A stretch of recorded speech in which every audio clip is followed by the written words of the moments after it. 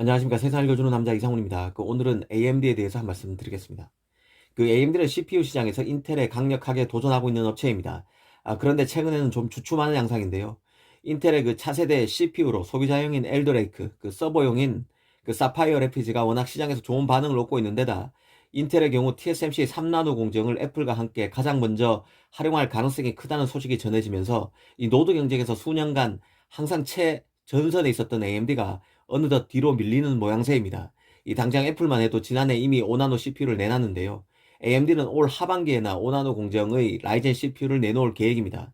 이 공식력 있기로 유명한 IT 매체 아란드테크도 이 부분을 따져 물었는데요. AMD가 지난 2019년 11월 젠2 프로세서를 TSMC 7나노 노드를 사용해 내놓았을 때만 해도 AMD는 프로세서 노드 경쟁의 맨 앞에 서는 것이 중요하다고 스스로 말해왔지만 지금은 그 위치가 역전하기 시작했다는 것입니다. 과연 리사수는 이 질문에 어떻게 답했을까요? 리사수는 지금은 정확히 어떤 프로세서 노드가 사용되는지보다 더 중요한 것이 있다고 했습니다. 바로 칩끼리 결합되고 패키징되는 방식이라고 말했는데요. 리사수는 AMD 5나노 기술은 고성능 컴퓨팅에 매우 최적화되어 있으며 반드시 다른 기업의 5나노 기술과 똑같지 않다고도 했습니다. 한마디로 AMD는 칩넷 기술을 선도해왔고 이 기술을 통해서 패키징 분야에서도 다른 기업을 압도하고 있다는 것입니다. 그런 만큼 단순히 적용 노드만 가지고 기술 리더십을 평가해서는 안 된다고도 했습니다. 자신이 추격 중인 CPU 1등기업 인텔이 TSMC와 최근 부쩍 협업을 강화하고 있고 AP뿐만 아니라 CPU로 사업을 확장하면서 CPU에서도 이 첨단 노드 경쟁에 불을 지피고 있는 애플을 견제하는 발언으로 들렸습니다. 사실 최근 CPU 업계의 트렌드는 한 번에 큰 칩을 만드는 대신 여러 개의 작은 다이를 서로 연결해서 하나의 큰 칩처럼 만드는 것입니다. 이 팹리스들은 프로세서의 성능을 높이기 위해서 점점 더 복잡한 구조를 지닌 CPU를 개발하고 있습니다. 여기에 GPU나 이 각종 컨트롤러 등을 통합하기까지 합니다. 그 결과 프로세서의 크기는 최신 미세 공정으로도 감당하기 부담스러울 정도로 커지고 있습니다.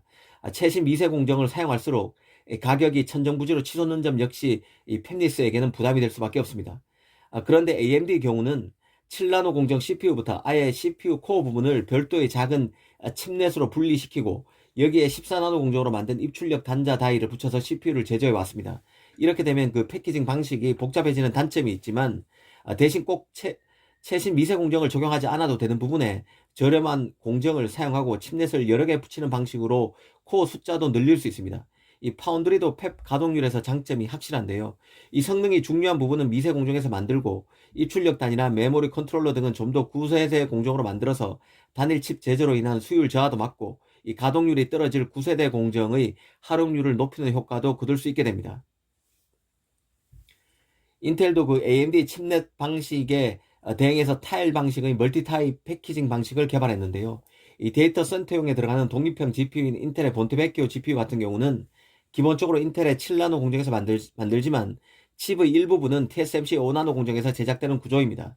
서로 다른 공정으로 칩의 일부를 만들어서 조립하는 형태라는 뜻입니다. 내년인 2023년 나오는 인텔의 차세대 CPU인 미티어 레이크도 칩의 일부 다이를 TSMC 5나노와 3나노 등에서 만드는 것으로 알려져 있습니다. 미티어 레이크 CPU도 한 공정에서 한 칩을 다 만드는 게 아니라 멀티다이 패키징 형태로 부분 나눠서 프로세서를 만드는데 TSMC 힘을 빌린다는 의미입니다. 사실 이 기사를 보면서 최근 프로세서 제작 방식이 TSMC의 유리한 방향으로 흘러가고 있다는 생각이 들었는데요.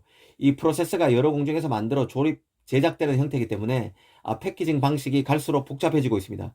이 패키징 기술에서 TSMC가 삼성보다 뛰어납니다. 그러다 보니 인텔의 차세대 CPU도 그리고 독립형 GPU도 TSMC 몫으로 가지 않았을까 하는 생각이 듭니다.